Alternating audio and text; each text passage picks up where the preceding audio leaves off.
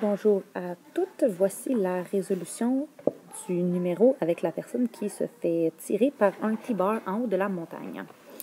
Alors, vous voyez, j'ai déjà placé le référentiel sur notre dessin, puisque la personne monte, les X vont être positifs vers le haut, donc vers la gauche. Ensuite de ça, j'ai déjà appliqué la normale qui va être perpendiculaire à la surface.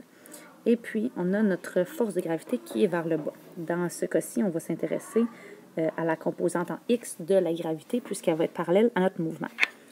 On a aussi une tension qui est appliquée grâce au câble, et c'est ce qui permet à la personne d'être tirée en haut de la montagne. Donc, encore une fois, la partie qui va être intéressante pour nous, c'est la partie qui va être parallèle au mouvement, donc notre tension en X. Grâce à la trigonométrie, je suis capable de déduire que l'angle ici va être de 50 degrés.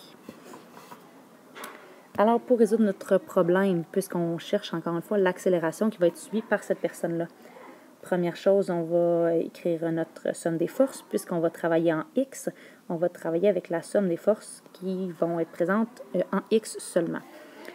Alors, nous aurons la force qui est appliquée, que moi, dans le dessin, j'ai nommé une tension, mais ça peut être une force en X. Et on a la force de gravité qui est sens contraire au référentiel, donc un signe négatif. Lorsqu'on exprime chacune de ces composantes-là, on doit tenir de l'angle de son vecteur. Et lorsqu'on veut l'isoler pour obtenir l'accélération, il faut évidemment qu'on divise l'expression par la masse.